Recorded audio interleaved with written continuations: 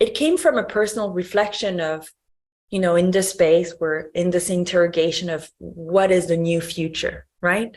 Like that's one of it. And in being in those conversations, it seems to me that people are obsessed about the future, but they never seem to look that we tend to not create a new future. We just put our past into the future, right? And what is that in our consciousness is the figure of the ghost that haunts you and haunts the future and eats the future alive. And in every tradition, there's the figure of the ghost. And there's a reason why that symbol exists, because it's very real.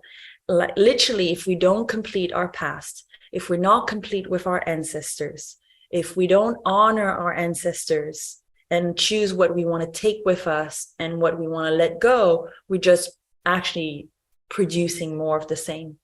And so in the show, I actually start with that figure of the ghost, and with projections of, there was fires that happened in France, so a quite chaotic figure, because, and I share the stories of my ancestor, and I give the opportunity for the audience to share the story of their ancestors and what do they want to let go and what do they want to honor.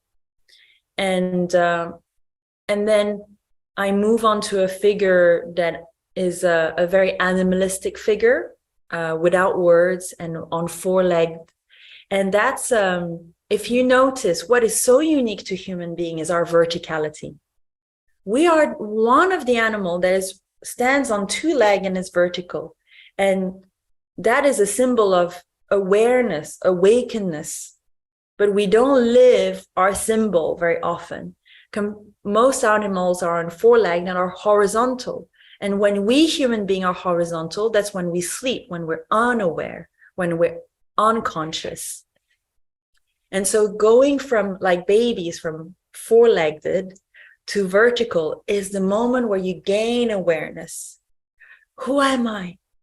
Where am I? What is the world I'm in? But that moment of becoming vertical is the moment of birth, and is the first trauma of separation, is the moment where you get pulled from the soil.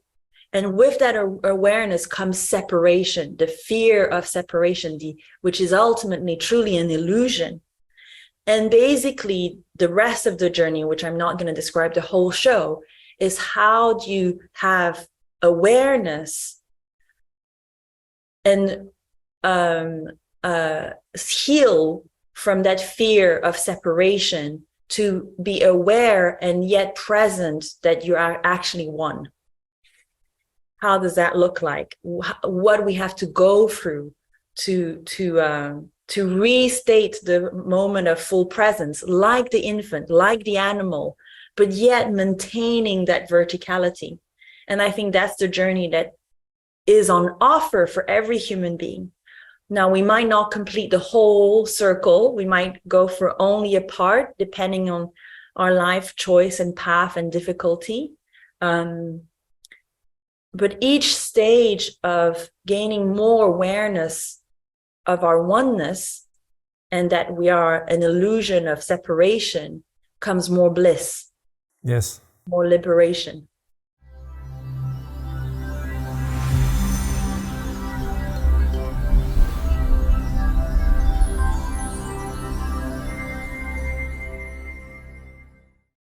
Along with our website at portalsofperception.org, Portals is also available on YouTube and on all podcast platforms, as well as social media.